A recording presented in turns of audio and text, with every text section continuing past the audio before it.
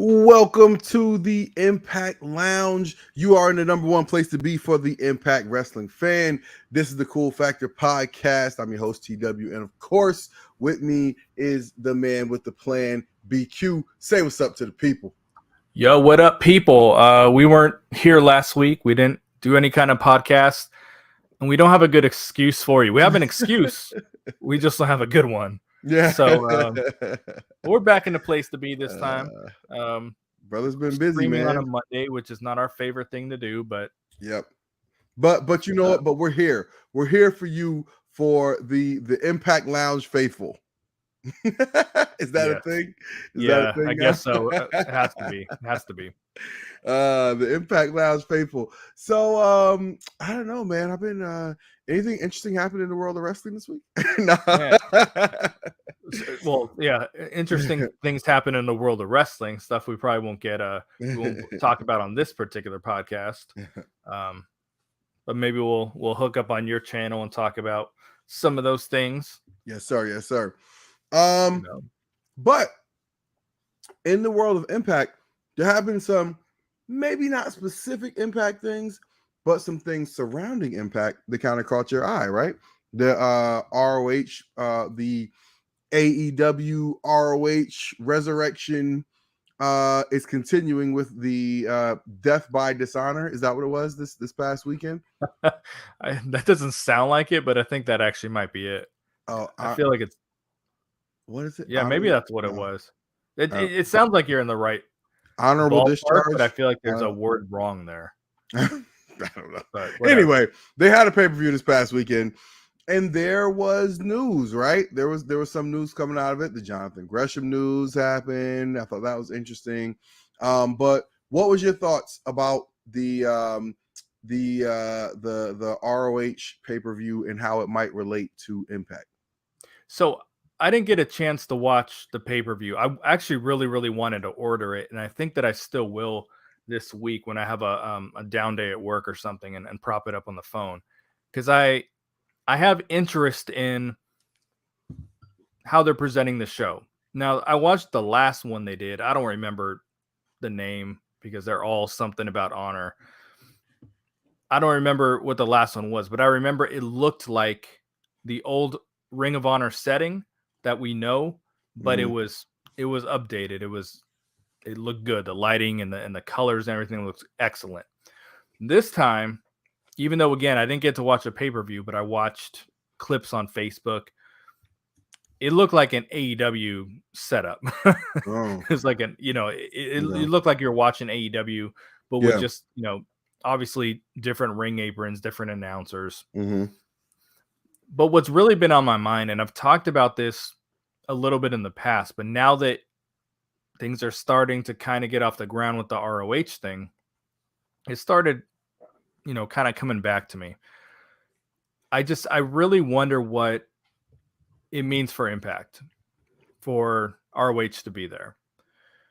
Because you look, Tony Khan said he signed the Briscoes full time. So everyone who's an Impact fan was crossing their fingers.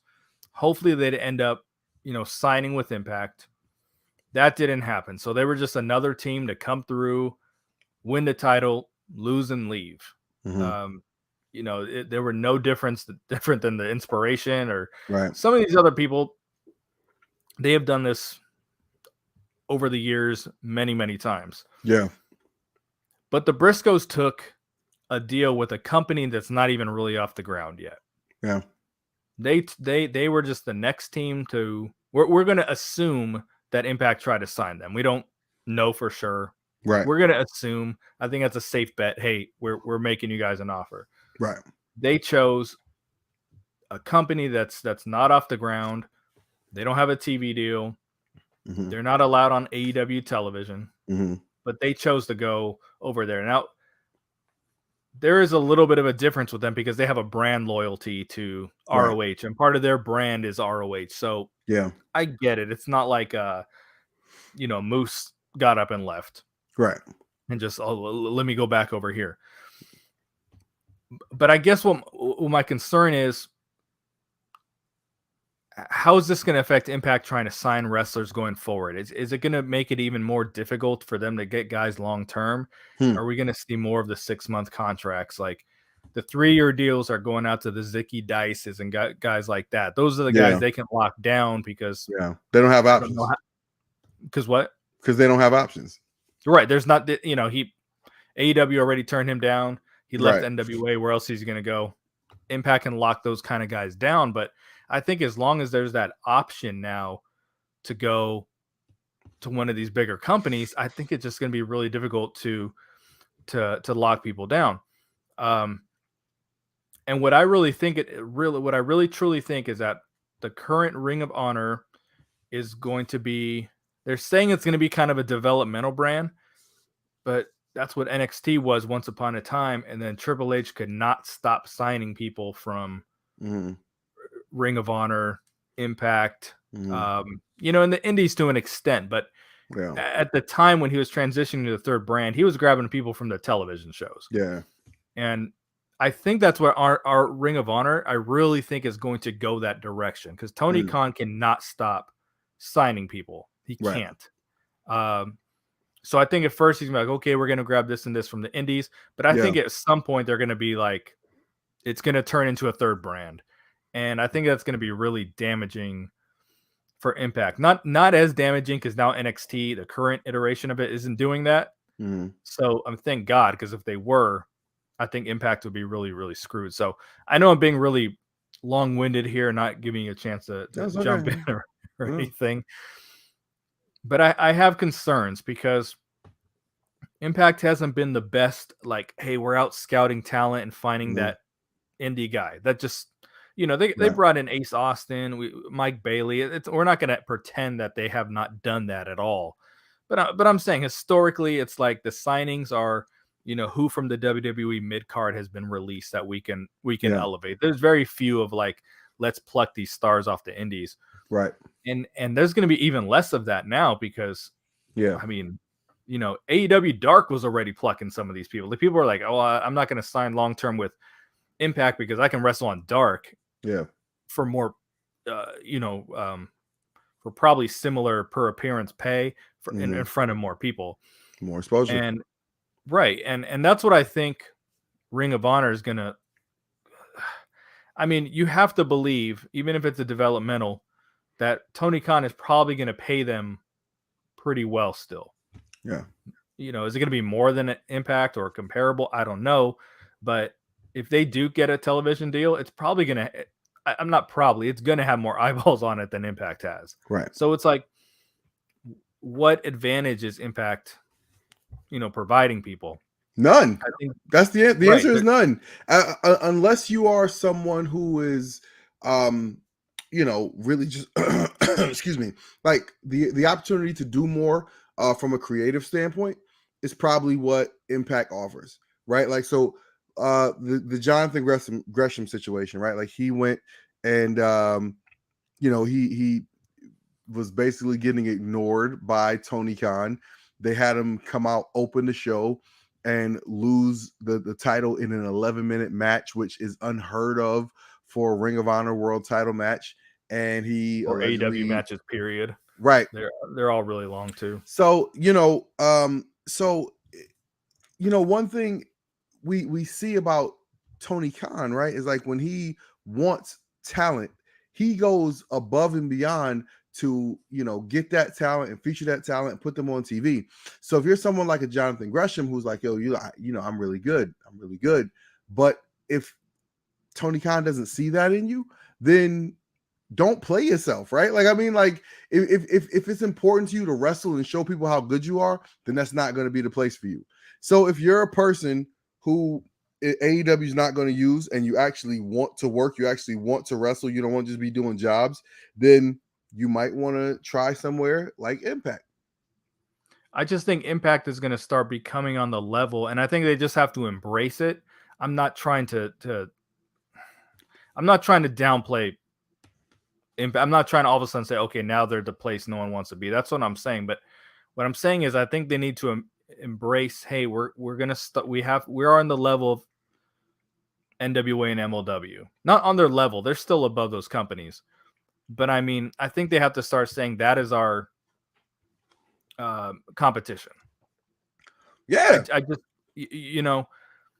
they're going to be in there's 6, I think there's like 5 or 6 wrestling shows on TV right now, and they're like distant last. You know what I mean? And if ROH comes on, they're going to be ahead of them. Like that Yeah. just, they're going to have a better TV deal, and it's But just, you know what? Tony Khan's going to put the money into making sure people see the show.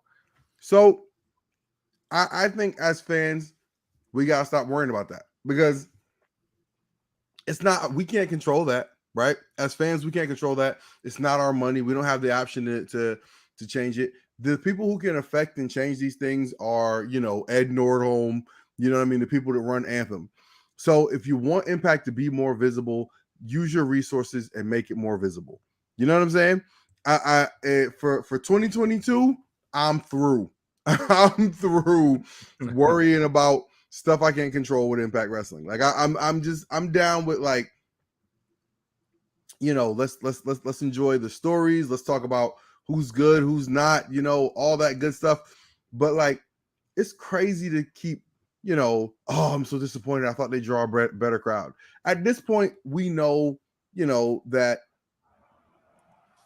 they're only going to put in so much effort to getting these crowds out. And when they start putting in more effort to promote the shows more and market the product better, then we'll see better results. You know what I mean? Like, that's that. Can't really change. I feel like there's a certain people that are locked in to this ROH thing. Like, ROH died last year. We all say goodbye to it.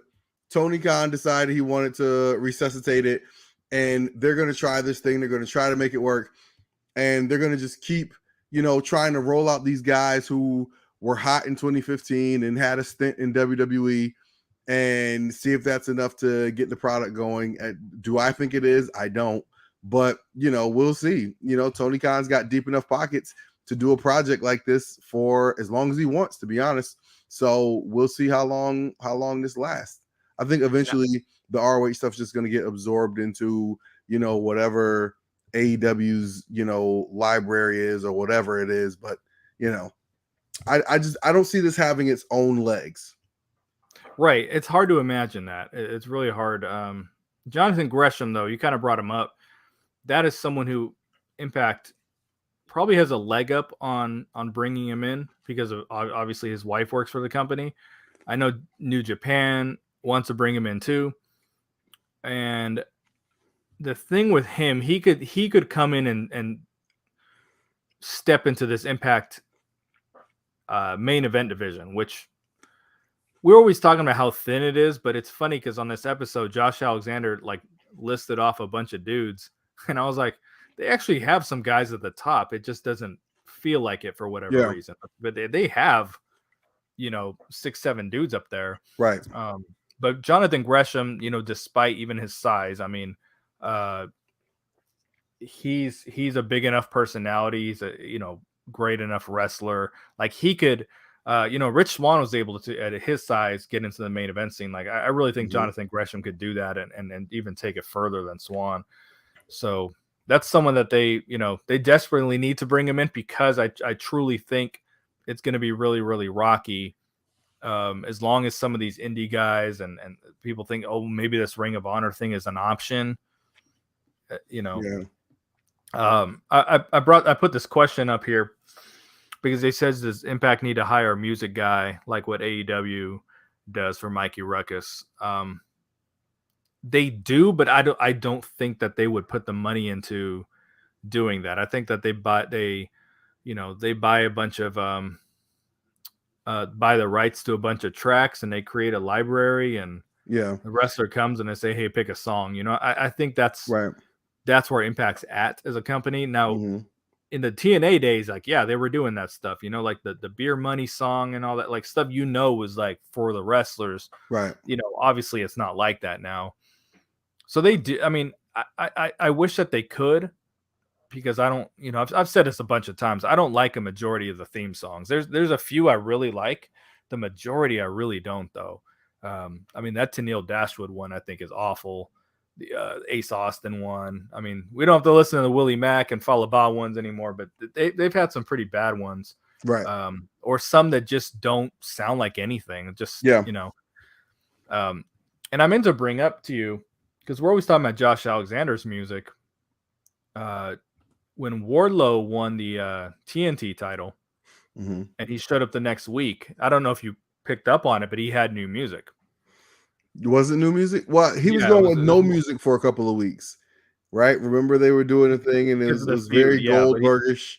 That was because part of the story was that I keep wanting to say CM Punk was MJF stripped him of his music and all his entrance stuff.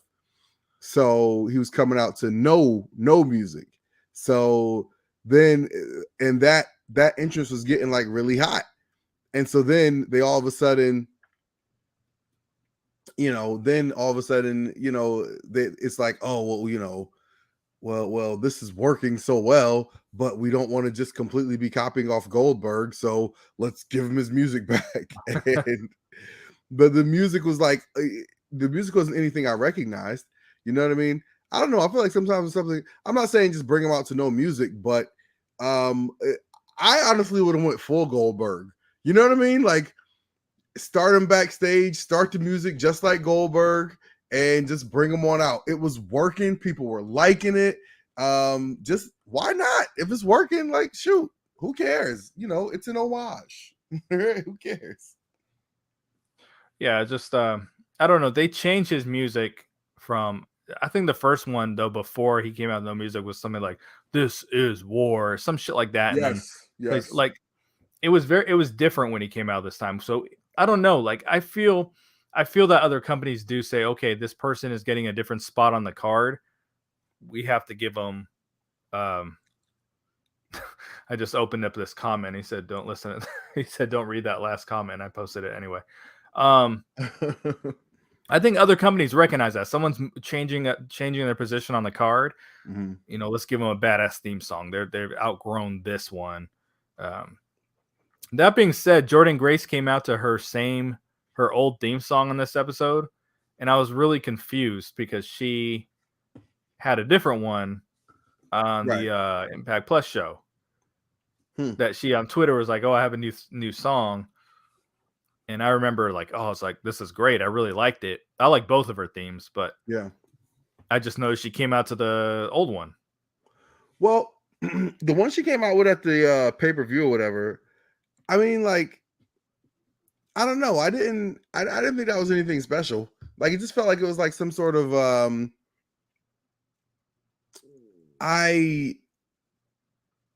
it felt like an intro of some kind, and like the music was supposed to drop, but it never actually hit. You know what I mean? I don't know. I didn't think it was anything special. Yeah, I mean, but for whatever reason, apparently they couldn't use it. Right? She went right back to the old music. Yeah, so it was just it was weird, but kind of getting off track. We've gone all these different directions, but I don't know. What do you think though? Because I didn't really get your opinion on it with ROH. Like, do you think that I'm the one who pins the questions, by the way, Christopher, not TW. Do you think that it's any kind of roadblock for Impact and their growth and or the people that they're signing? Because we know right now the business model is they're okay with bringing guys in short term, right?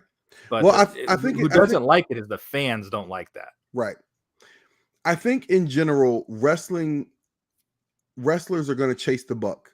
You know what I mean? I think like the opportunity to work for AEW, it seems more lucrative. It seems like a better opportunity. So I think people are going to jump at the opportunity to sign with ROH/AEW because at any given moment they could pull you out on Dynamite in an arena in front of 10,000 people.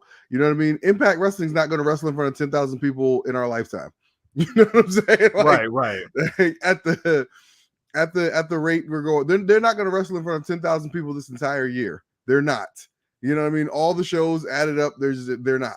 So I understand, right? Like I said this when Kiera Hogan, when she left, her contract came up. She decided she's going to take her chances, and she was out on AEW Dark, and then they had her out for a match on something, but it was like in an arena full of people, and I was like, there you go, right there. Bet on yourself. You know what I mean? Like, yeah, you're more of a personality and impact, but you know what? If you got something, eventually, there's a great chance you'll find your level. And Kiera Hogan has found a steady place on AEW TV. You know what I mean? So week after week, she's coming out wrestling in front of, thousands of people. So I don't know. I can't fault anyone for taking that opportunity as opposed to working for Impact. I saw Kiera Hogan at NWA, the Empower show. This was right after she left Impact, so it's crazy because that was almost a year ago. And I was talking to her, and I got a genuine feel from her that she didn't know what was next for her. Like we always say, okay, we just assumed they were talking AEW or whatever and talking to NXT. She looked like genuine, like, well, we'll see what happens. Yeah. But I did a solo podcast one of the weeks you couldn't get on. You bastard. Yeah, no, well, that I did. No, but I had just listened to Kiera on AEW Unrestricted, that podcast. Mm-hmm. She was basically saying that the two things I took away from it, number one is she felt she did everything she could do in Impact, and that they had nothing planned for her to be the Knockouts champion. Like that's what she wanted to do. Right. She said, in my time in the company, I never wrestled for the belt. Yeah. You know what I mean? So she's just like, and so she's like, I was a 2-time tag team champion, but then Mickie James is coming in, and Kelsey, I was gonna say Kelsey Plum, Chelsea Green. Yeah. She listed someone else. She's just like, where do I fall in all that? You know what I mean? Like I'm not going to be a Knockouts champion with those people on the roster. So yeah. But the other thing she pointed out too was I got the feeling that she was jealous that Diamante was always going to AEW. She said she always went on the trips with her, and that she's like, she was so, she was going every week. She was wrestling every week. She's like, I was wrestling once a month. Yeah. She's like, I wanted to wrestle. So there are some wrestlers out there too who are just like, there's some who are like, yo, I want to do that Impact schedule. And then there's some who's like, no, I want to do more than that. That's like Bobby Roode left. He was just like, I don't want to wrestle every other month. Because back then, 6-week tapings, so he's like, I don't want to wrestle every other month. Yeah. I mean, and then like, I think Bobby Roode is a perfect example, right? Like you go to WWE and like, and I don't mean this as an insult, but you're a nobody, right? You're a nobody in WWE, had a great run in NXT, but on main roster WWE, you're a nobody, but you're making great money. The money's consistent. You know what I mean? You show up when they ask you, you do whatever they ask you, and you're buying homes. You know what I mean? No argument about if there's Christmas presents coming. You know what I'm saying? And like, so for wrestlers who are, farther along in life, farther along in the game, like I do not blame them one bit for taking the check from the big company. You should. Okay, like, but I also don't blame anybody who wants to bet on themselves. You know what I mean? I don't blame anybody who wants to bet on themselves. And I don't blame anybody who's like, okay, I'm a young wrestler. I want to wrestle. I want to work. I want to put matches in the bank. I want to get experience. You know what I mean? I want to get my skills up working in front of different crowds. And maybe those are the people who do want to wrestle, in an Impact or go to AEW Dark. You know what I mean? So I don't blame anybody for doing what's best for them. And that's what everyone should do. And I think it's on Impact to make themselves a more attractive place to work, right? You know what I mean? Like pay better, have a better environment. Like I think, like you mentioned, the schedule they offer, that's a great advantage, right? That's something they can really sell for people who are potential free agents. Is like, okay, you come over here, you can just work X amount of days, and you're gonna have, you know what I mean? You're gonna, be able to rest your body a little more, come on, do this set of tapings and, yada, yada, yada. I think it's great for like a veteran. But if you're somebody who's trying to build your rep, like, listen, you need to work. You need to work. You need to wrestle. You Right. need to, you need to build connections. So Like Heath is like, sign me up. You know what I mean? Yes, Like, exactly. Because he's the type of cat that, like, I don't know. He's probably one of those guys that would been, just hanging on in WWE forever if they never, found him and fired him. And again, I don't blame him. Dude got like 3 kids, right? Like got like 2-3 kids. Look, listen, them WWE checks is real. Okay, like to be out here hustling on Impact or the Indies, like, listen, that you can, but if you're going to give me a guaranteed check, let me just show up and take a couple F5s. Okay, sign me up. I do it. What do you think of this question here? Do you think people in charge in Impact are scared to take risks because of what happened in the Dixie era? Me personally, no, I don't think that. I think that the way that businesses work, you have to show how they're going to get a return on their money. So, but I'll also say this. I think Scott D'Amore has shown he can do a good job with this product, right? Like, I mean, like, so like I went to a small school in Connecticut for college, and the guy who coaches the football program now, he does a really good job with the program. Like, he's won the league, like he's won the conference, like I want to say 4 out of 7 years. But like every year they get bounced in the first round by a school like Fordham, right? Like, it's just school with a little more money, a little more resources, and that type of thing. So like I'm saying, like, if you're the school administration, the coach has shown you he can win with what he has. Why not give him a little more and see if he can get you a little farther, right? And so I feel the same way about like Scott D'Amore. He's shown you he can put together a good quality show, a roster of people that are relative unknowns and minimal devotion towards marketing and promotion. Why not put a little money behind it? Let's see what he can do when you give him a little more to work with, And so I don't know. Again, to me, that's up to the company. I think if the company is just happy having a nice wrestling show that can, fill times and will attract the hardcores, like, who will be there no matter what, then that's fine. And they'll put out just enough money for that and nothing else. And that kind of seems to be where they are. So I don't think they're necessarily scared to take chances. I think they're happy just having a nice wrestling show to fill time, get the 100,000 or so viewers, which is probably one of the highest rated shows on Access TV. And yeah, I mean, like, if the Vince McMahons of the world are, they're few and far between. People that have like ambitious big business sense and just the right idea, the right feel for things, for what's next, what's now, how to do it. Again, most people just don't want to F up. You know what I mean? And I don't think that again, I don't think they're just saying, "Oh, look what Dixie did. Let's not make those mistakes." I don't think that. I think they just want something. They like wrestling is a proven eyeball getter, right?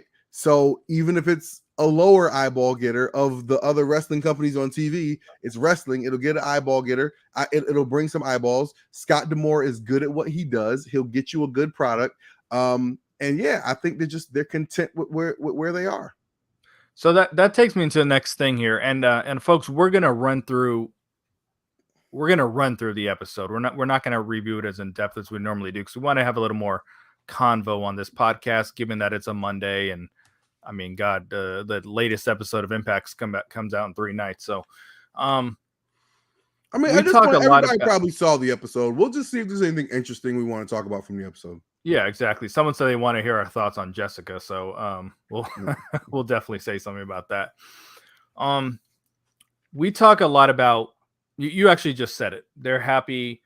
I'm going to leave this question. You know what? Answer this question real quick, TW, because I know you got something about that before I get into my topic. Oh, man, we were talking about this the other day. You Oh, live there, correct? Connecticut. I live in Connecticut. Okay, so you can speak on this. I used to work in Danbury. It's like Connecticut is not a big state, but Connecticut is on like a straight shot corridor with New York City, right? Like 95 north and south, right? Like from New York City, you know what I mean? Runs straight through Jersey, you know, all of that. But where Danbury is like north of that. So the main highway where all the traffic goes from, like, if you were like an Impact fan who lived in Jersey, taking a ride, if it was in, let's say, Stamford, Connecticut, even Bridgeport, Connecticut, it still would be like a straight shot. But putting it in Danbury makes it a little more north. So like Danbury is like, it borders New York, but to the north, if that makes sense. It's not like the straight, like again, I know you don't know the geography of Connecticut, but like Manhattan is like 35 minutes outside of, like 35, 40 minutes outside of, like, you know, Fairfield County, Connecticut, right? So like that's kind of that's the county I live in. But like Danbury, now you're talking about having to get off the straight shot of 95 and find your way north. You see what I'm saying? It's like more of the, it's like a little bit out of the way. So it's not in a prime location. Like, I don't have a problem with having it in Connecticut, but again, there's an arena in Bridgeport. There's an amphitheater in Bridgeport. Like there's places where that just get more general traffic that would have seemed like a better pick than Danbury. Now I could be wrong. Danbury, Connecticut could have an amazing wrestling scene. There is a company, Northeast Wrestling, that does really good shows, gets really good crowds. They do shows at, like, you know, high schools and small venues and all that stuff all around the Northeast, and they attract really well. If Impact, you know, hires them to promote this show, the show will do well. I promise you, guarantee it. But you know, again, like, I don't even know what venue they would use in Danbury. I mean, there's oh man, there's a college in Danbury. It's Western Connecticut State University. So they could be they could be at the gym at WestCon. But again, other than that, like, I don't know what venues are even in Danbury they would use. So I'm as curious as anyone else. I was in that chat with you when that news came out, and you're just like, what? Right. It just doesn't make sense. Danbury. Like, does that just sound like a popping place? No. It sounds like a like an 86, like a made up town, like in an 80s sitcom. Yeah, it really does. It really on does. our way to Danbury. Yeah. So what I was saying before that, we talk a lot about, you know, Impact puts on a good wrestling show. But when we say that, we mean they put on a good TV show. Yeah. I want to differentiate that.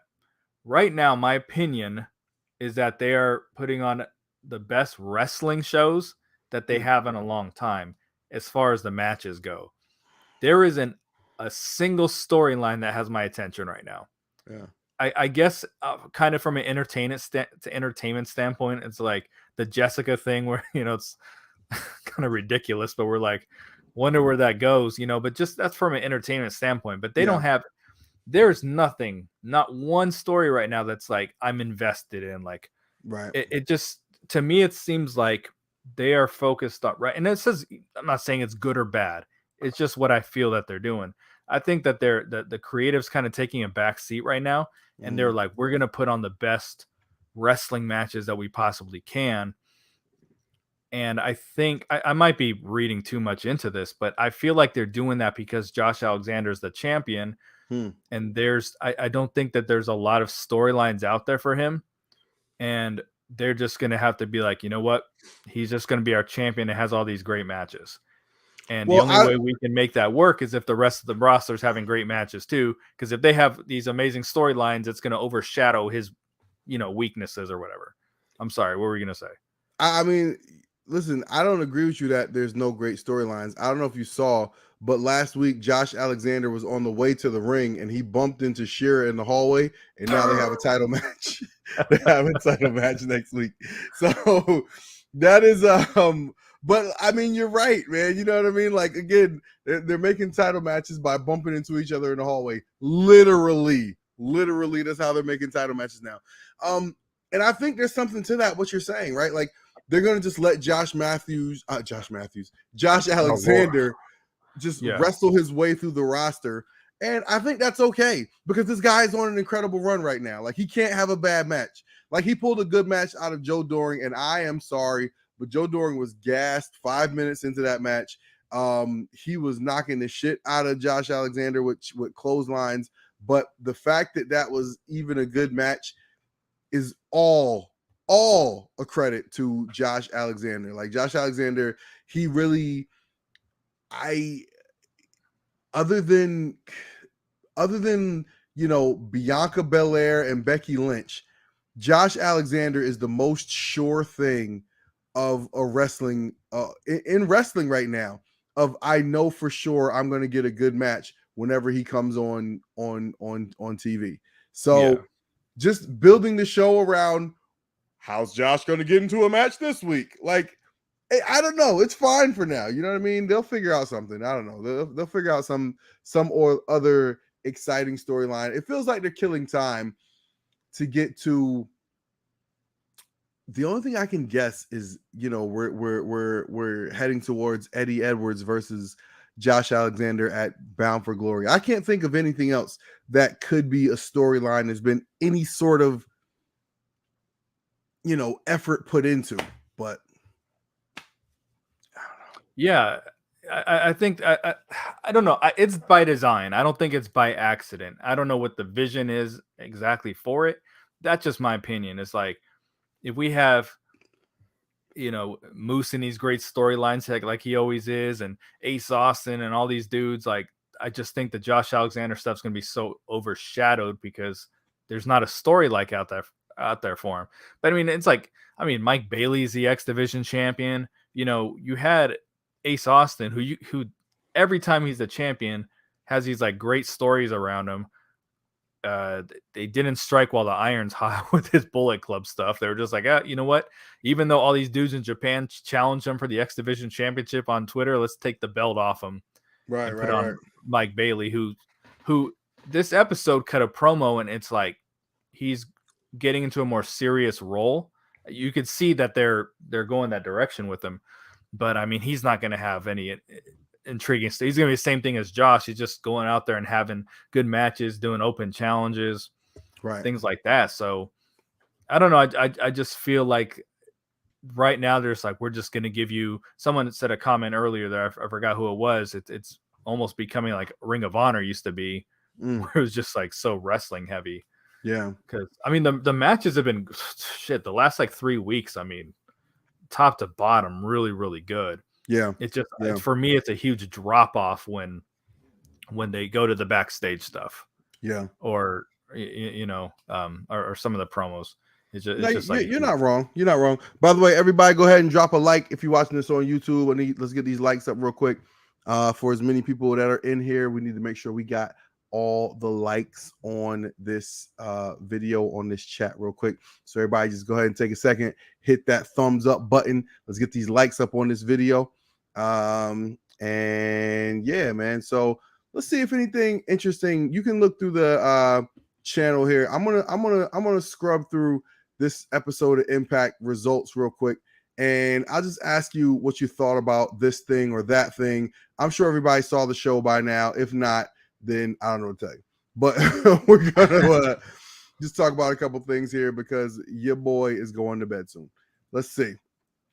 What else? What happened on Impact? Okay, so the first thing that caught my eye from Impact that I absolutely loved was the tag team match between Jordynne Grace and Mia Yim versus Vexed, Deonna Purrazzo, and Chelsea Green. I thought I thought Chelsea Green and Deonna Purrazzo worked so well as a tag team. They look good as a tag team. I feel like They all do. great tag teams have that mix of the person that's, you know, the heater, right, and the person that's the worker, right? Like and like, you know, Chelsea Green. I feel like Chelsea Green's been wrestling long enough where she should be a better wrestler than she is, but she's good enough, right? She's good enough to do all types of you know, she's good. She can work. She can work. And she ain't no sucker, man. Like she's not afraid to take a mean bump. You know what I'm saying? Like she like Chelsea Green, she's a quality wrestler, man. And you put her with someone like Deonna Purrazzo, who is just natural heel, dog. Like everything about Deonna Purrazzo just screams heel. You know what I mean? Like she's Yeah, they like, can't ever turn her. No. oh my god, how could you cheer for Deonna Purrazzo? What's wrong? Like she just no, man, but she is such a good. She's one of the best heels in wrestling. You know what I mean? She's just so good. Like the look on her face, her strut, everything. She does this little thing. She does this little thing. Where's the camera? She does this little thing to people, and I'm just like, oh, you bitch. Just like, respectfully. but I mean, like, no, but she's such a good heel, man. And I think the combination of those two is just so good. It's really, really good. I think they're a great team. And then on the other side of that, you're leading to the Jordan Grace Mia Yim match, and you have them, you know, okay, we had the tag team, it didn't work out, so now we're going to beef with each other a little bit. I just think that's, you know, that's like 2 or 3 separate programs you're building all in one match. I just thought that was like really, really good, man. I think I'm really impressed with what Impact is doing with their women right now. This was their name in NXT, right? Or they never got together. I know that they were supposed to. I don't think they ever actually got together in NXT. But I know that was their name. That was their planned name. Yeah. I wonder what it. I always thought it was VXT, but they pronounce it as Vexed. Yeah, so, yeah. I think that's it. Yeah, Vexed. Yeah. Yeah, but I just wonder. I just mean I assumed it was VXT like NXT. So I wonder what the background is behind that. Of course, they didn't tell us. It's probably just like a subtle jab to, hey, NXT, you had us and you didn't do anything. Yeah, but that was that was going to be their tag team name in NXT. Yeah, but I don't think they ever worked together in NXT. They never actually, and that it didn't come out on TV, but yeah, and they were probably vexed about it. All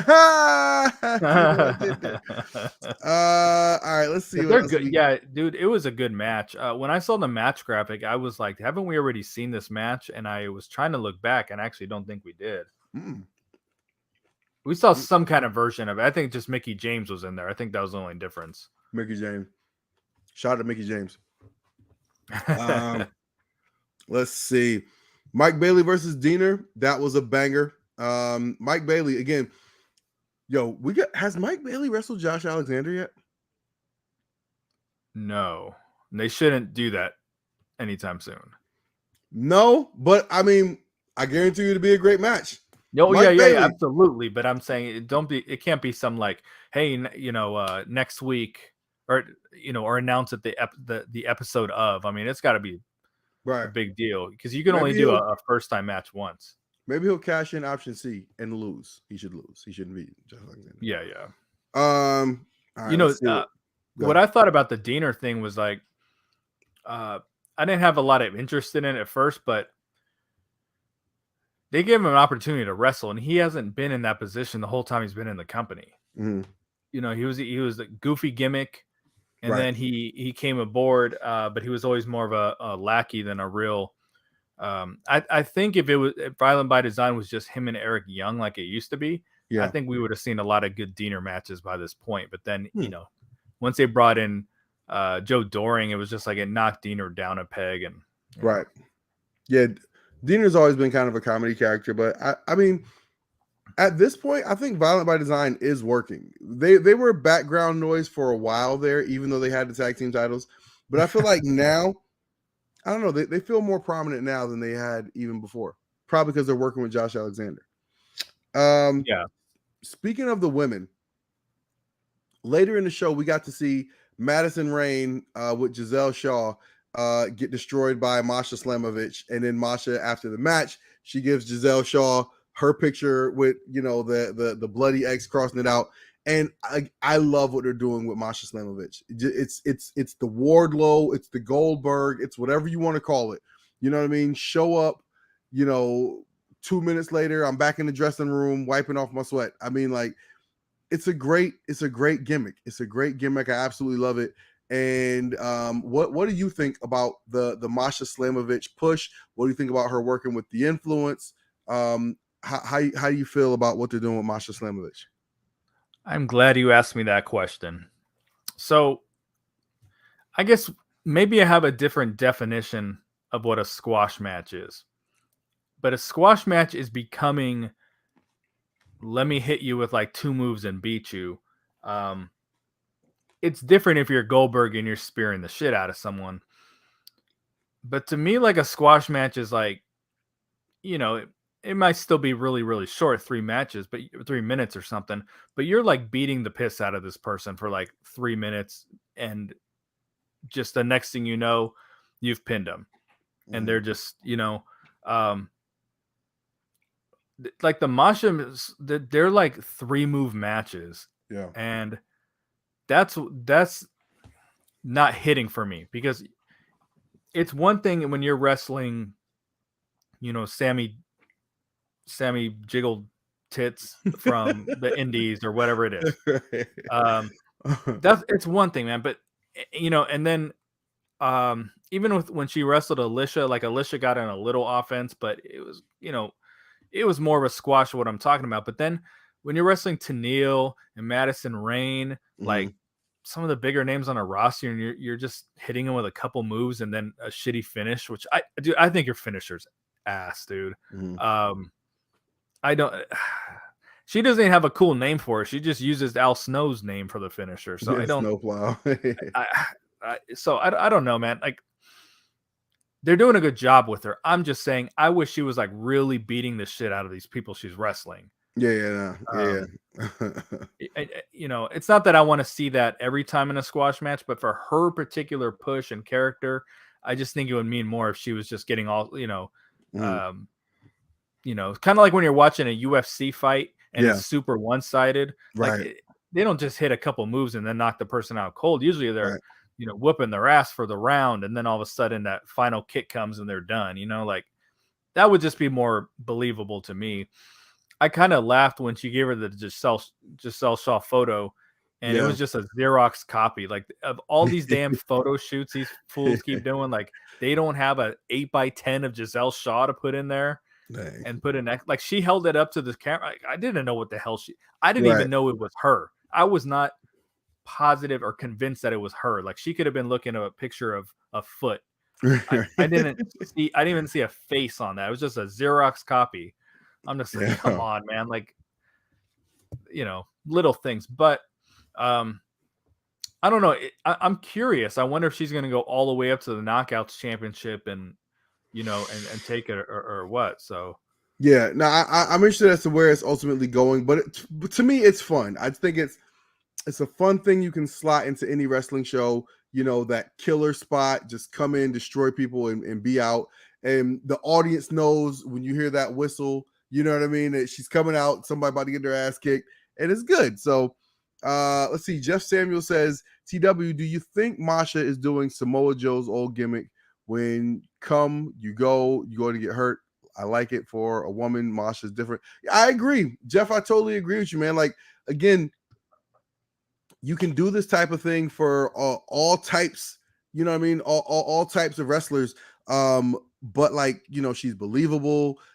She's crushing people, and again, Goldberg, Wardlow, all the people use it. It's a great, like, Wardlow, I think, is a great example, right? When Wardlow does the power bomb symphony, to me, that feels like overkill. And I also noticed that he doesn't do it to everybody, right? Like, when he wrestled Orange Cassidy, he didn't get the power bomb symphony, right? Like, he got like one power bomb, you know what I mean? And I was like, so you're selective about who you kill and who you don't, you know what I mean? So I think, like, as a baby face, there's a line there's a line between like when it's overkill and when it's just like I'm dominating. You know what I mean? So I don't know, but either way, I think it's fun. I like to see that act on the way. I'm curious. Yeah. I don't know if you remember the early NXT days when Baron Corbin was beating people in just a few minutes. He had I mean, the end of days is a finisher you can hit out of nowhere, so it Right. worked for him to have like 5-second matches. So they were building him up, and in the same breath, they were building up Bull something. Oh man, I'm trying to think. They were giving him like a real old school wrestling gimmick. Yeah. I know who He you're went talking to about. ROH for a cup of coffee, a cup of decaf. But what they were doing is they were like parallel, like building the two guys the same way, where like they were just both squashing, and then they eventually like they met. Right. But then Baron Corbin was whooping his ass every time, and they Right. completely killed off the other dude. But I just wonder if Killer Kelly is going to have something similar. And then the two of them meet at a head at some point, you know. I'm so glad you mentioned Killer Kelly, and that's actually the next thing I was going to go to. I like the vignettes that they've been doing for Killer Kelly, because to me it feels like we never got to fully see what her character was the first time. She just did like a match, but she just seemed like kind of like the, I'm an ass kicker, right? But with these vignettes, it's kind of like almost, am I schizophrenic? Do I have like a split personality? Am I like a secret agent? To me, I felt like there's a lot of mystery to the new the new version of this Killer Kelly character, and I'm very interested. You know what I mean? I'm very interested as to exactly like what she's gonna do there. Presenting her with a little bit of like sex appeal, and again, it just feels very different from the first time I saw her when she like had it in the mouthpiece, and I think she had her hair in braids, and she was just like kind of give it off a little bit of like an MMA fighter type of aesthetic, where now it's like, oh, look at me, now look away and I'm gonna kill you in the neck. You know what I mean? Right. Yeah. But I'm very interested in as to where this is going. Ryan Sam says, what is Wardlow's character exactly? He's just, he's a big meathead. He kills people. He beats people up. He does this thing with his suspenders. He's just, he's Wardlow. AEW is not about thinking, okay? It's not about thinking. It's about. I think he was also saying that kind of character is actually missing in wrestling, that big old muscle dude. You're right. Let's see. I think it's working with Masha. How you feel about Masha and Killer Kelly partnership? Well, we don't even know what Killer Kelly's going to be yet. Let's give her a chance. Right. Let's get to know the character before we put her into something. I thought that was such a mistake by putting Lady Frost and Giselle Shaw together right away. Absolutely. It was two characters who we were trying to get to know. You put them both together right away. And I was like, somebody has to die, right? Like somebody has to become an inferior character, and we're going to get to know one more and not get to know the other. And I thought that was completely unfair. I thought that's completely unfair because I think that Lady Frost probably had a lot of character work to do, but her in-ring I thought was so fun to watch that she deserved more time for us to get to know her. And you developed it over time. Like, I would argue that Jordynne Grace today doesn't have a very well-defined character.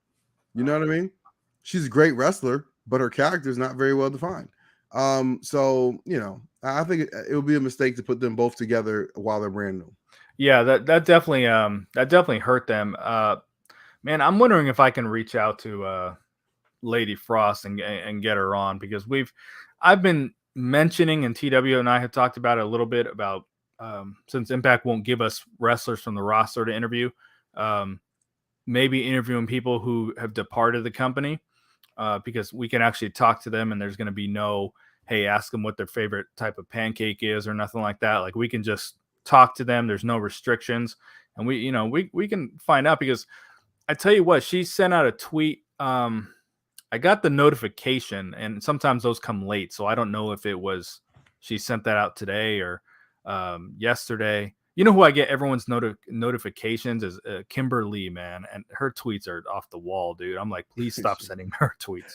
But anyway, Lady Frost had tweeted out basically, it was very cryptic, but kind of that she was unhappy at Impact. Like, she's basically saying you have to be happy where you work. Right. So I really wonder, I'm really curious where was the disconnect with her and like creative? Yeah. You know? Maybe they didn't tweet about her birthday. That was like... that gotta be what it was. I laughed so hard when I saw that Jordan Grace is going to wrestle Rachel Ellering at Ric Flair's last match. I was like, you have like a birthday cake on a pole or something. I don't know. Like, let me ask you this question, because we're talking about the episode and you just brought up Ric Flair's last match. So Impact's not promoting those guys. Impact has like 4 or 5 people on the show. They're not promoting it, but they're promoting Ric Flair. They're showing us this Ric Flair shit, which I couldn't be any less interested in. This is not a popular opinion. I've never been a Ric Flair fan. I'm not. I shouldn't say never. I'd liked his the earlier stuff up till his first like WWE run. Okay. And then when he started getting to that territory of like, you're kind of too old to be doing this, but you just have to be in the spotlight. I lost interest in this dude, and I just don't have. I'm just not a fan, dude. But he has never had anything good to say about Impact. Right. Nothing. So I'm just curious, like, if you have any thoughts on them, like, promoting this stuff. Like, to me, it's like, to be honest, it's like pathetic to me, in my opinion. When I saw them promoting it, I was like, good job getting a sponsorship. Like, because Conrad is, I'm sure Conrad is paying. He's paying them, yeah. Yeah. So I was like, good job getting a sponsorship. I don't know. I mean, Ric Flair at this point is a caricature of himself. He seems to be somebody that can work himself into a shoot over any little comment or reference that anybody makes about him. And I don't want to speak ill of him, you know what I mean? But he's Ric Flair. And again, at different times that can be a great compliment, you know what I mean? And sometimes it's just like, he's Ric Flair. What you gonna do? You know what I mean? Yeah, comment. He said, "Got a gimmick, the grape, the new sexual chocolate."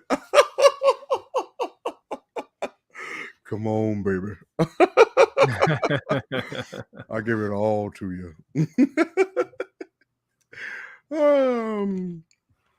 All right. So, 2 more things. All right.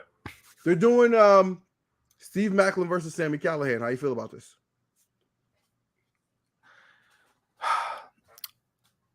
Obviously, I'm a Maclin guy. I'm rocking the shirt. I really like him. I love him teaming up with Moose. Like, it's weird because Moose has always been, I don't need a partner. They always have to make it a point that it's just a business decision.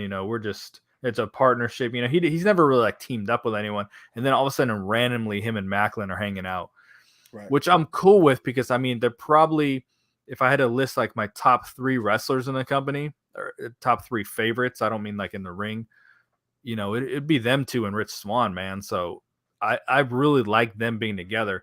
The Sami Callihan stuff is just, I don't know how much I like it, man. I feel that years ago, when Sami Callihan, he had a period of time he was really, really hot. That was after he hit Eddie Edwards with the bat. He was hot. Yeah. And they didn't put a title on him. They had him wrestle Rich Swann for the X Division Championship at Slammiversary, which he should have won and took the belt, because it was one of those things like there was no reason for Swann to hold it on any longer at that point. Right. They just miss opportunities to ever put a belt on Sami Callihan. I don't think he's ever had one in Impact. Sami Callihan, he was the world champion. Oh, he was the world champ. Yeah, you're right. You're right. Yeah. So now I sound like a freaking idiot, but that was like a placeholder. Yes, He was clear. He was there to get the title on Tessa Blanchard. Yeah. He was there to get the title off of a horrible champion, Brian Cage, and onto a potential, game changer in Tessa Blanchard. And I think that I think is the great. I think that's a great example of who Sami Callihan is. He's somebody who, people may not look at as like a hood ornament of an organization, but he's somebody who you trust with it. Like, listen, I can't stress this enough. Putting the world title on Tessa Blanchard was a major swing for Impact Wrestling. They had plans for that.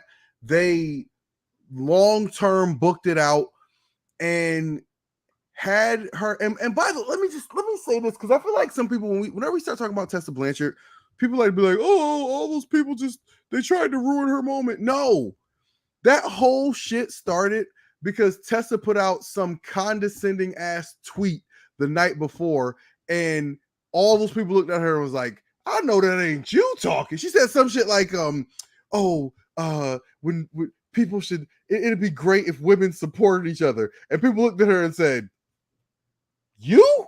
And so, and then the floodgates opened. So she brought the whole shit on herself. Let's just be totally clear about that. Totally clear about that. And so, so look, but from Impact standpoint, they had a plan for the Tessa Blanchard thing. That was going to be their big swing, or maybe I'm not saying their whole company was, risked on the chance of Tessa Blanchard, but they booked the shit out of that story. It was a long-term build, for a long time.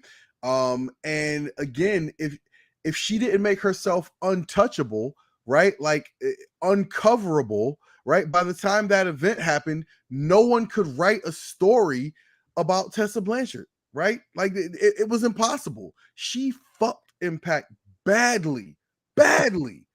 You know what I'm saying? Like the leading up to that Hard to Kill moment, there were stories about her like in the ringer and like all this, people were preparing. She was going to have a run as the first women's world champion. She was going to be out of her Impact contract in a couple of months, and then the fucking bidding war was going to start. Okay. But again, yes, Tessa is radioactive, and she fucking radioactive blew up her whole chances and Impact's right along with it. So like, I had to say that because. Sorry, could you say that again? Sorry. Sorry. But so anyway, so I had to make that sidebar about this conversation, because we're talking about Sami Callihan, and Sami Callihan is the person they trusted to create that moment. They trusted him to be a vile enough heel, right, to create this huge moment where she would win the title off of him. There was not a lot of people they could have trusted to, again, get the title off of the often injured Brian Cage, who only had good matches with Sami Callihan for the world title, and on to Tessa Blanchard, right? Like, I think the thing that we kind of realized about Tessa Blanchard pretty quickly after she stopped working with Sami Callihan was that she didn't look exactly the same, working with the other wrestlers as she did working with Sami Callihan, because Sami Callihan was that good, right? He was that good at making the other people around he's working with look good, whether he's the antagonist or the protagonist or whatever, right? Like, that's how good Sami Callihan was. So Sami Callihan, to me, that's the type of guy, if you're Impact, you invest in and you say, dog, I want you to be here long term. I don't even want you to look nowhere else, because he's that valuable of a piece. You know what I mean? Like, what they say about Eddie Edwards is true about Sami Callihan. You know what I'm saying? Yeah. So yeah, I mean, like, Sami Callihan is dope. He's somebody that can work with anybody. And I think if they like Macklin, you know what I mean, then put him with Sami Callihan, I think it's a great thing. And also, the cool thing about Moose that is funny, right? It's like Moose, he's a big, intimidating guy. He doesn't need backup, but he always is working alongside somebody. I think that adds to his like weasel like character. You know what I'm saying? So to me, it's actually it's really good. A lot of kind of under the radar, you know, good storytelling in that little program. Yeah, just like with Sami, at this point, the hacker stuff for me. When I was watching WWE and Bray Wyatt was a real big thing, you know, this was years ago before the Fiend and all that. He was the Wyatt family.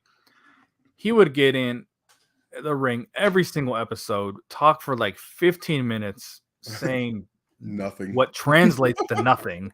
But I mean, just babbling and this. And then he goes to a pay-per-view and loses. And then the next feud. And then he gets out there and he's talking about this and this and talking for 20 minutes this time. Right. Loses at the damn pay-per-view. And that's where I'm like with Sami, I'm just like, dude, I have a hard time a little bit getting into his feuds because I'm like, they're so similar that the hacker stuff, and then he goes out there and loses. Like, granted, he beat Moose at whatever pay-per-view just happened. I get lost with all these Impact Plus shows and all that shit going on at the same time, but also, I want to know what kind of data plan he got that lets him teleport. Like, is that 5G? Like, what is? Yeah, seriously. The Wi-Fi is strong in the Impact Zone. So, I don't know. I like Macklin enough to be interested, but I just want to see a little something different from Sami, dude. Like, I don't. Yeah, it's just kind of the same stuff. That's all. Yeah, no, I get that. I get that. But I think Sami's an interesting enough character where, like, you can give him anything and he'll make it interesting. You know what I'm saying? He made Brian Cage interesting. All right. So let's see. The show wrapped up with a phenomenal match between Alex Shelley and Chris Sabin, which led to a run-in by VBD and a run-in by Kushida, who you guys, if you don't know, tag team partner with Alex Shelley in New Japan. I think they're the Time Splitters. And I was like, dude, I have no idea what the connection is here. Yeah. Okay. Yeah. You know what? Lewis told me that before. That's right. Yeah. And Kushida's going to be taking on Rich Swann at the Emergence Impact Live or whatever it's coming up. Did you see the Chris Sabin Alex Shelley match? What'd you think of it? I thought it was phenomenal. And I was going to ask you what you think of Kushida, but you already told us you have no idea what the fuck. Dude, so. I really don't, man. I'm aware that he's a great wrestler. That's all I know about the dude. You could name like 10 Japanese wrestlers, and I couldn't tell you who's who.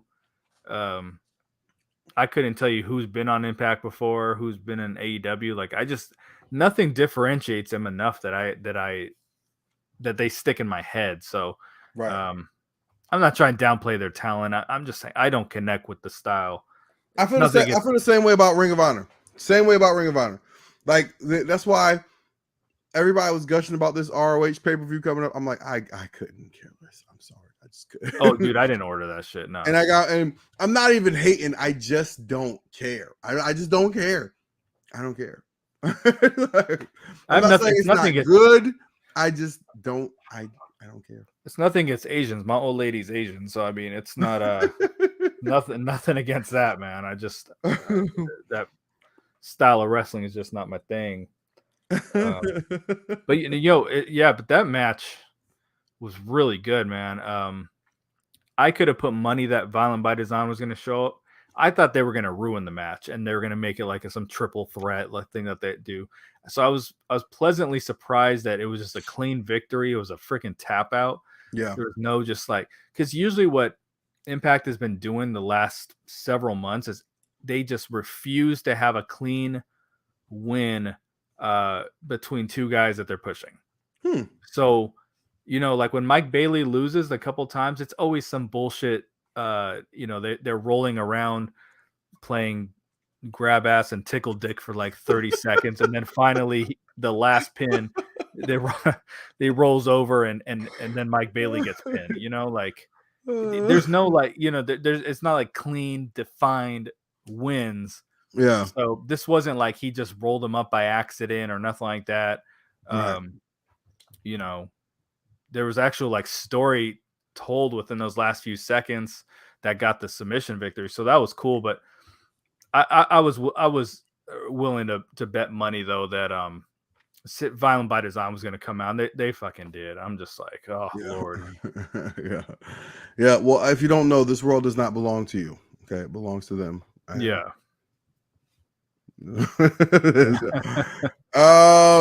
So yeah, man. I think that's kind of all I really got, man. Anything else kind of wanted to hit on from the World of Impact for this week, for this show? I don't think so. Well, actually, you know what? We can talk about the Jessica stuff real quick. We said we were going to. Oh yeah, let's hit that. The Undead Realm thing was so bad. At first, I was like, "Yo, this is actually kind of good," and then I realized they were just standing in front of a green screen. Yeah. Because at first I was like, "Oh, yo, they left the arena."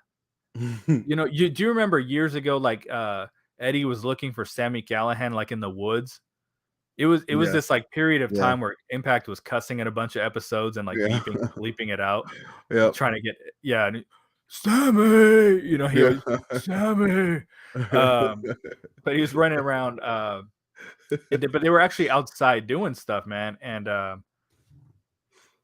he said Bailey only lost once, so I'm thinking of the one Bailey once one loss, yes. But I just remember guys on that level, Trey Miguel and stuff like that. They don't take real clean. I mean, they're clean wins, but they're just always like little roll ups. But I thought they went outside, and I was like, oh, cool, awesome. And it was just like bad acting in front of a green screen, and and I'm just like, yo, get the belts off these chicks, man. Yeah. It's not that I dislike either of them. I'm a big fan of both, but I'm just like, yo, get the belts, put them on freaking Vex. Like, if we're gonna have this like silliness going on, like don't do it with the belts. But at the same time, I'm like super interested in what the Jessica thing is gonna be, because I liked the Susie thing a lot. Right. That was the one thing my old lady, like I said, she watches Impact wrestling with me. She gets a little bored when Impact's on, but the Susie stuff always like got her attention. Right. Against the Asian connection, whatever. But but it always got her attention. So I'm curious to see what they're doing here. They're rehashing something old a little bit, but I mean, it could be entertaining, Right. But just get the belts off them. If you're gonna do this silliness, like lose the belts, get them on some, serious wrestlers. Because I think they are. I don't think they have the same chemistry that they did beforehand. Like it's not clicking this, the way it was. So. Yeah, I think I like the Jessica thing just because it's like a callback to the Real Housewives of Slamtown or whatever it was. Right. But which I hated so much. Right. But I actually like, because I thought that, to me, that feels like a very kind of natural role for Taya. Although, like, I feel like in real life she's nothing like that, but she plays it so well. Right. You know what I mean? I've met her once, and I didn't get a good read of her personality. Yeah. And I think with Havoc, right? Like it seems so off from what we know of Havoc. So I like it because it's like this huge contrast. Like, I don't know if you remember, but there's this short time when they brought back the Beautiful People and Awesome Kong was a member. Yeah, oh my god, yeah. It was no. Was it the Beautiful People or was it the Dollhouse? No, it was the Dollhouse. Yes.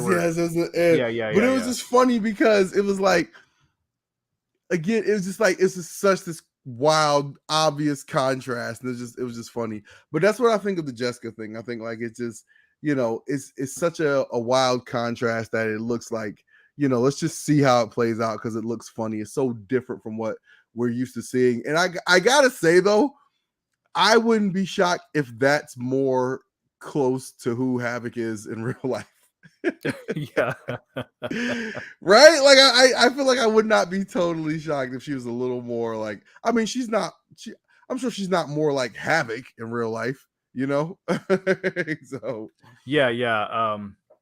And yeah, Vince Burr, yeah, it was the doll. It was when Rebel was in charge of the dollhouse. yeah. They brought in Awesome Kong to like take out the beautiful people, but it never really got off the ground because Awesome Kong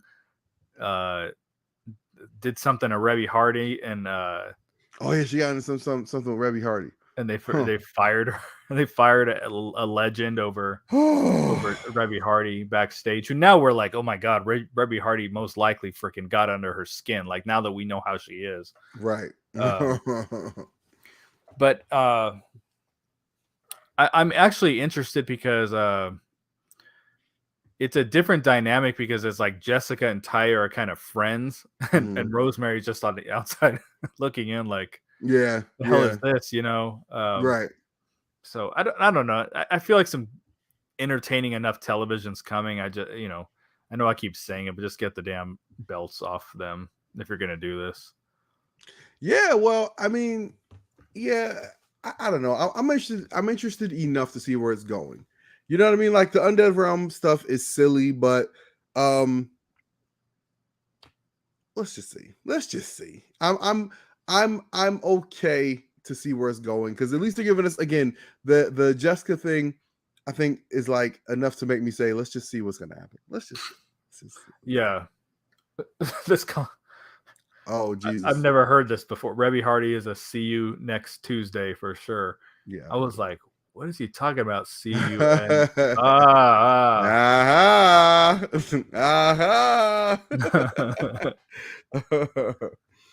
All right, let's do a couple questions before we roll. A legend of social media. She is a legend of social media comments. Some of my favorite Reby Hardy comments is just some of the stuff she says to her husband. One time she tweeted "Swanton in the pussy, Matt Hardy." At which point I said, you know what? I never wanted to be Matt Hardy, but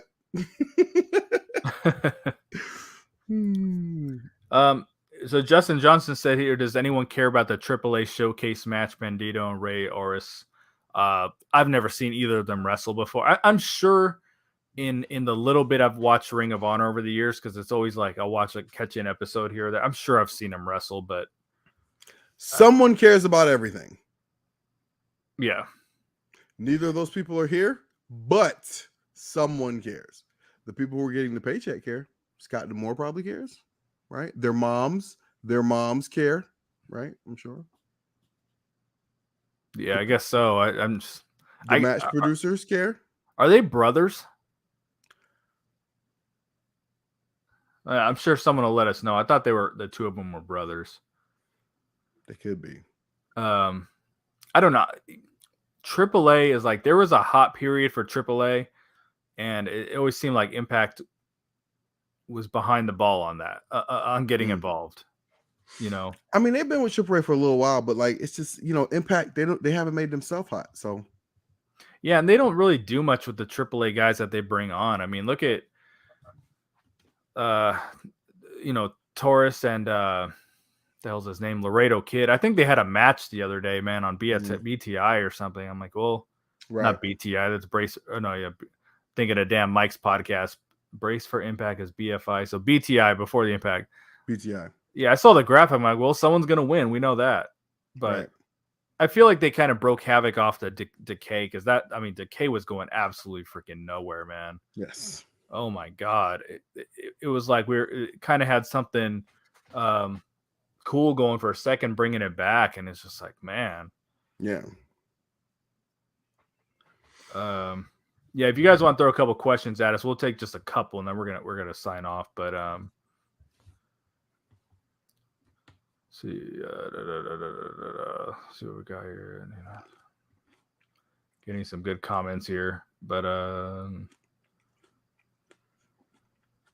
oh no, okay. It said Roosh and Dragon Lee are brothers. I think I got them confused. They're from ROH, right? Yeah, Roosh is on AEW now. So I don't care. So, but I feel like he's wrestling Dragon. I think he might have wrestled Dragon Lee on the ROH pay-per-view.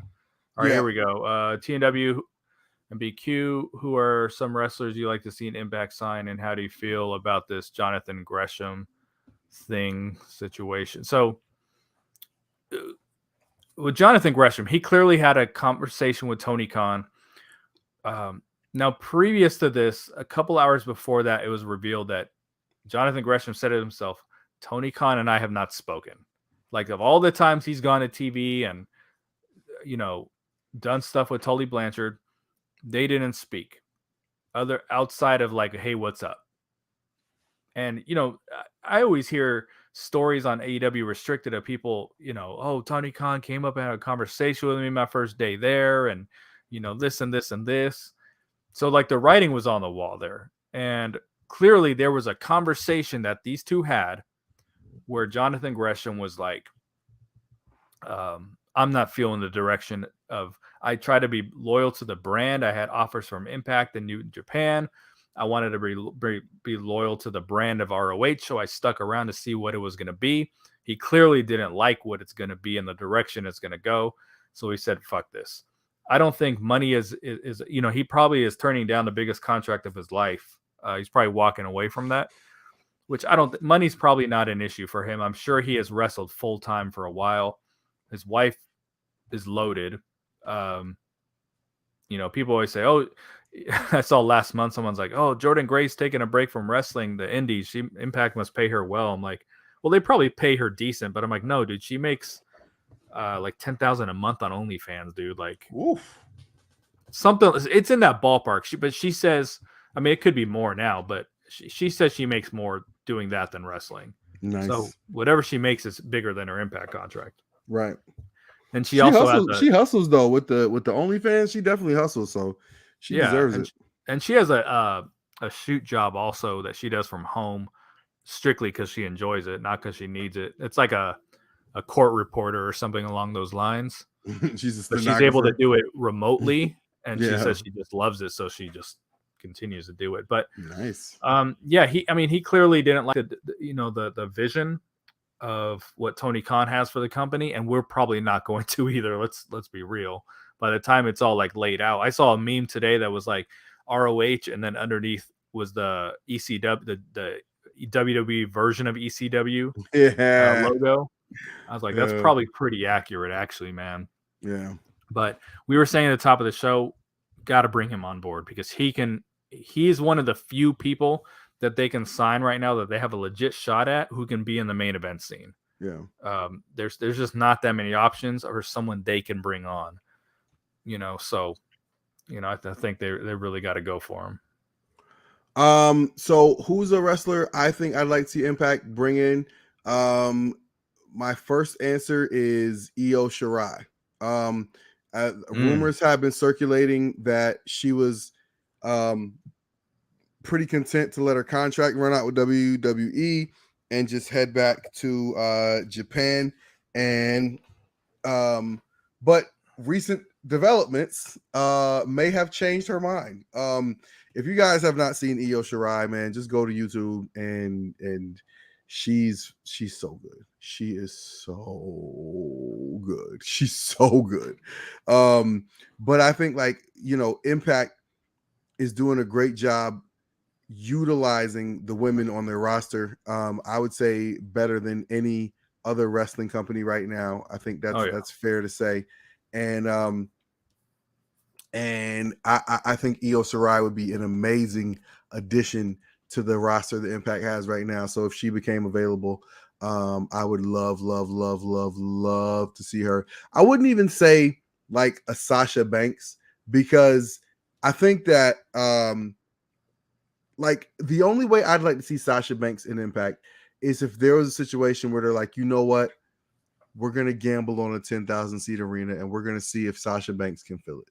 Because I feel like that would be what she deserves. You know what I mean? Like, I feel like that would be what she deserves.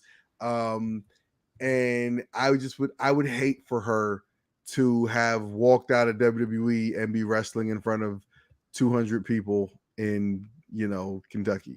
You know what I'm saying? And so, Yeah. so I would not want to see them sign Sasha Banks, but I've mentioned in the. I'm sorry, I didn't. No, go ahead. I've mentioned in the past, I've as a fan, I've had a pretty good eye for like female talent. Like there's been girls I'm like, yeah, not that I'm taking credit of discovering them, but I'm just saying years ago, who's the old girl from Toxic Attraction? Gigi Dolan. Yeah, Gigi Dolan. Like Priscilla Kelly. I was talking about Gigi Dolan, Priscilla Kelly, the year she started wrestling, dude. Like, I mean, Right. when I started the channel, like that's the first time I brought her up. Britt Baker was one. There's been a few. I've had a pretty good eye for females. Mm-hmm. And the last one I brought up was Layla Gray, and I was like, yo, that's who they got to look at. And that was probably about 3 months ago. And now AEW's brought her on to be, she's an interim baddie, but yeah, I mean, yeah, she's, but she looks like she fits though. That looks like a good spot for her. She's gonna stick around, man. I'd like to see, man, what the hell's her name? She has like a real weird name now. The NXT let her go. I think she might be Australian or something. She looks like a skinnier Kylie Ray. The hell is her name? She had a real cool finisher. Oh, speaking of completely off subject, but kind of shortly related. If you guys haven't seen Willow Nightingale, she is so damn good. Willow Nightingale, yo, she's almost, remember Grado? How like Grado was Dakota like Kai. Dakota Kai. She's actually really good too. Yes. Yeah. But not nearly as bubbly as Kylie Ray. No. Not the booty either. But Willow Nightingale, like she's, oh my god, she's like a fun type, kind of like a Grado, but she's really athletic. Like she just gets it with like the facial expressions, everything she does in the ring. Like Willow Nightingale, she's a lot of fun too. So those are all people I'd love to see add to Impact. I just think they're all really good, and they, I think Impact is on the way to having a knockouts division that does great matches, which is something we haven't seen in a long time. And I would be looking forward to just seeing that from the knockouts. Yeah. Let's see. She's got a great personality, but I think she is a little, I don't know. The couple of matches I've seen of her solo been a little dangerous. Who's that? A Willow Nightingale. Oh yeah, her personality's off the freaking charts. Yeah, but I feel like with wrestling, like that's like 90% of like, to me, the wrestling only matters if you care about who's doing it. You know what I'm saying? Like like unless you have like, that's why like the Goldberg, that thing works, because you learn to care about the character because they're giving you brute force and violence in a short amount of time every time they come through. Like that's what builds the relationship. But like the character is what's supposed to sell you on, you know what I mean, caring whether or not they do a moonsault or just throw punches or whatever. You know what I'm saying? Like it's all about the character. So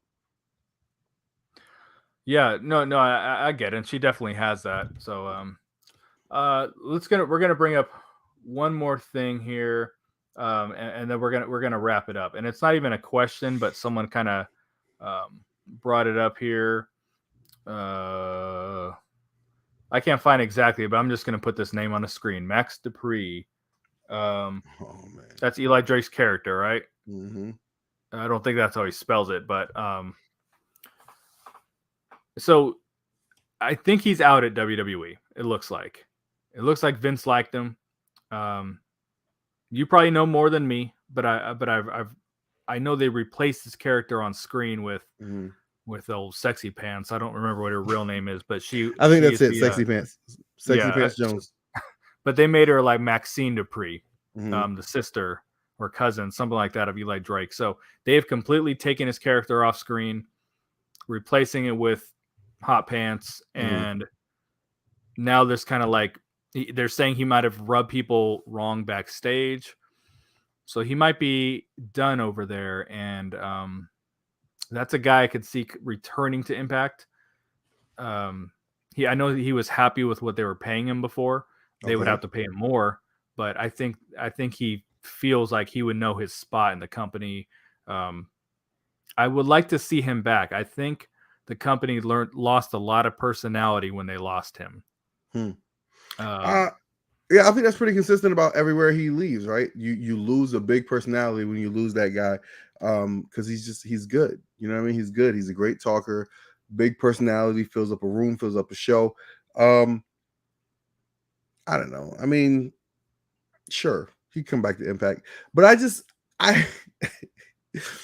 feel like inviting somebody to come back to Impact is like inviting somebody to your house when you know you got roaches.